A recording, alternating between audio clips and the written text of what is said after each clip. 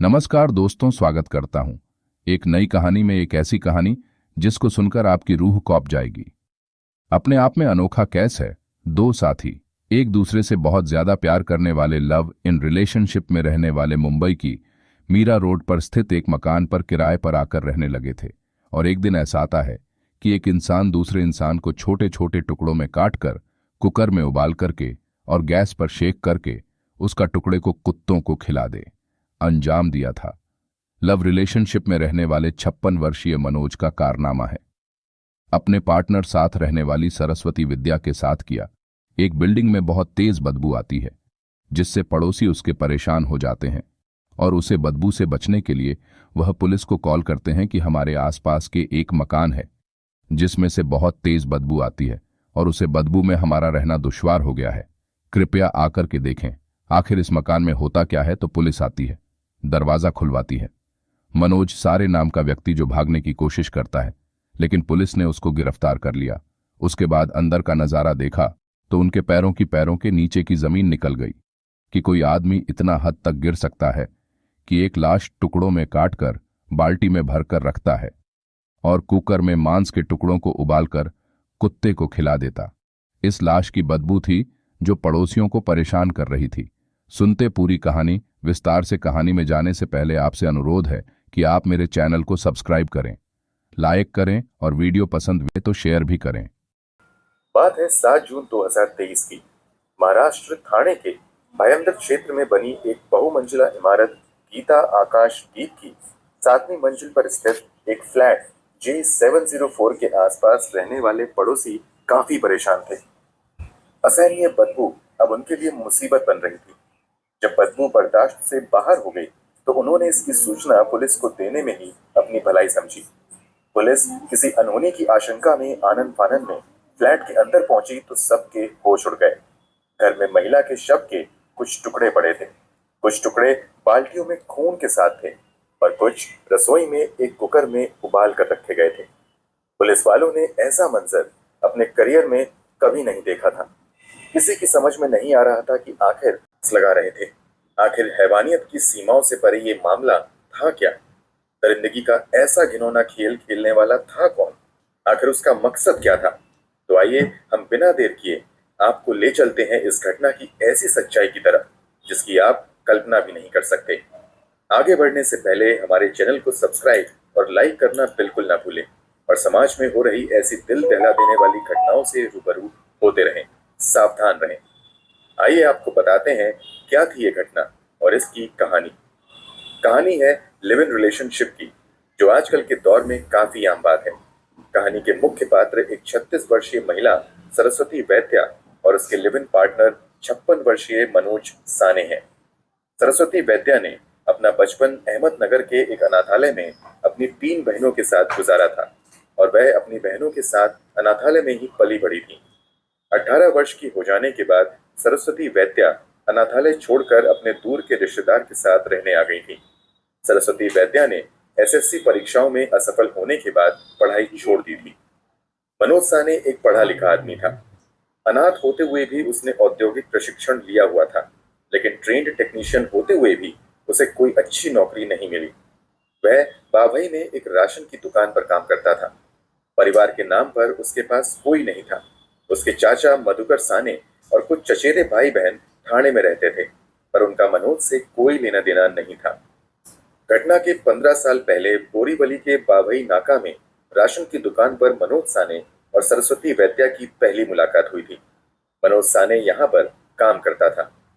बातों ही बातों में जब सरस्वती को पता चला कि उसकी तरह ही मनोज भी अहमदनगर से ही है, दोनों जल्द ही दोस्त बन गए। बाद में ये जानने के बाद कि दोनों अनाथ हैं, दोनों के दिल में एक दूसरे के लिए जगह भी बन गई। इसी बीच मनोज ने आर्थिक तंगी से परेशान सरस्वती को एक दुकान में सेल्स गर्ल की जॉब दिलवा दी। क्योंकि मनोज हर मुश्किल में सरस्वती के साथ खड़ा रहता, उसे मनोज का साथ अच्छा लगने लगा। हर छोटी बड़ी समस्या के लिए उसे मनोज का सहारा लेना पड़ता और मनोज भी बेझिझक उसका साथ देता था। आखिरकार सरस्वती वैद्या ने अपने और मनोज साने की उम्र में 20 साल का बड़ा अंतर होने के बावजूद मनोज के साथ जीवन बिताने का फैसला कर लिया और दोनों मीरा रोड रहने चले आए। और गीता नगर में किराए के मकान में रहने लगे। ये दोनों अपने पड़ोसियों से ज्यादा वास्ता नहीं रखते थे, ना ही कहीं ज्यादा आते जाते थे, लेकिन जिस तरह से वो एक दूसरे के साथ बातचीत करते थे, उससे पड़ोसियों का यही मानना था कि ये दोनों पति पत्नी हैं। घटना के दिन यानी 7 जून को जब पुलिस फ्लैट में पहुंची और फ्लैट का दरवाजा खटखटाया तो मनोज ने दरवाजा खोला। उसने पुलिस को देखकर भागने की कोशिश की, लेकिन वहां मौजूद लोगों की मदद से पुलिस ने उसे हिरासत में ले लिया। सरस्वती की हत्या के बारे में जानने के बाद पुलिस ने मनोज साने को जब हिरासत में लिया तो उसके चेहरे पर किसी तरह का डर या पछतावे का कोई संकेत नहीं दिखाई पड़ रहा था। 56 वर्षीय मनोज साने के खुद दिए गए बयान के अनुसार उसने पुलिस को बताया कि मैं मनोज साने इस फ्लैट में पिछले काफी सालों से रह रहा था। सब कुछ ठीक चल रहा था। सरस्वती अपनी 10वीं कक्षा की एसएससी परीक्षा में शामिल होने की योजना बना रही थी और उसे मैथ्स पढ़ाया करता था। पुलिस को फ्लैट से एक बोर्ड भी मिला था जिस पर कुछ मैथ्स के सवाल लिखे हुए थे। उसने बताया कि सरस्वती वैद्या उसके लिए बेटी की तरह थी और उसने सरस्वती को नहीं मारा है। सरस्वती वैद्या ने कीटनाशक खाकर अपनी जान दी है। उसने कहा कि 4 जून को जब मैं घर वापस आया तो वह जमीन पर पड़ी हुई थी। उसके मुंह से झाग निकल रहा था। मैंने देखा तो उसकी सांस नहीं चल रही थी। वह मर चुकी थी। जिसके बाद पुलिस की गिरफ्त में आने के डर से मैंने शव को ठिकाने लगाने की सोची, इसलिए मैंने सरस्वती वैद्या के शरीर के टुकड़े टुकड़े कर दिए। सरस्वती की हत्या के बारे में जानने के बाद मुंबई में रहने वाली सरस्वती वैद्या की तीनों बहनों ने पुलिस से संपर्क किया और अपना बयान देते हुए पुलिस को बताया कि मनोज और सरस्वती पति पत्नी थे। करीब 8 साल पहले उनकी बहन सरस्वती ने मनोज से एक मंदिर में शादी की थी और वे बहुत शांति के साथ हंसी खुशी जीवन गुजार रहे थे।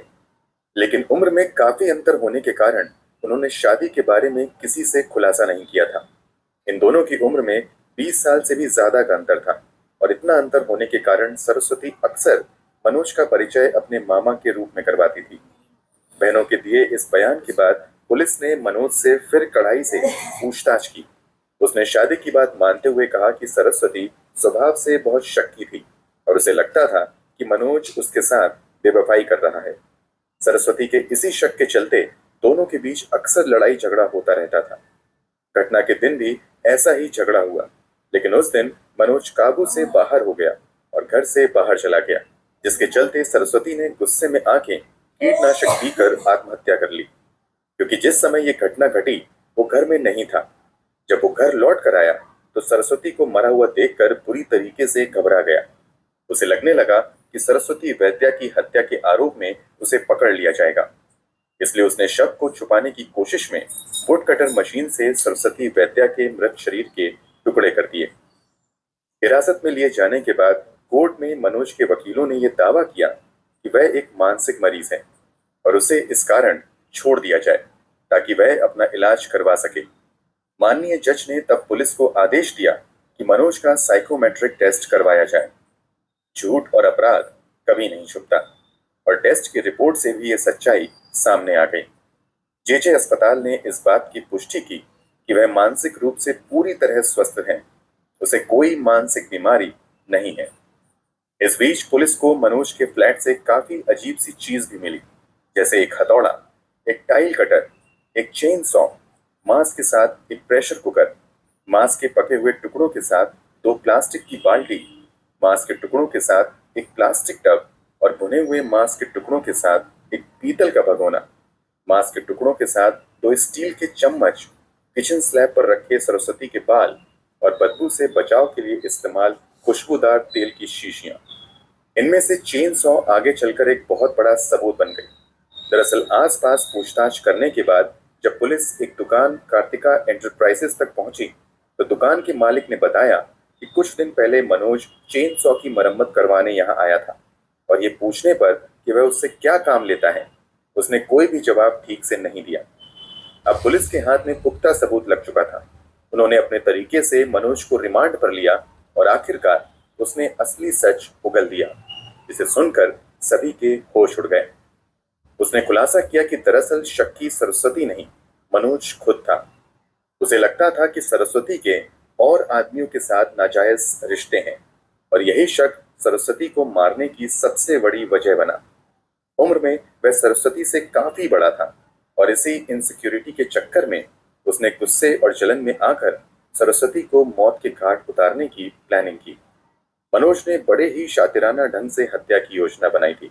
जब पुलिस द्वारा उसकी गूगल सर्च हिस्ट्री की जांच की गई तो पता चला कि उसने हत्या से पहले यानी 28 और 29 मई को गूगल में घातक कीटनाशकों की खोज की थी और साथ ही साथ गूगल में यह भी सर्च किया था कि किसी शव को गलाने में कितना समय लगता है, शव को टुकड़ों में कैसे काटा जा सकता है और उन्हें कैसे ठिकाने लगा सकते हैं।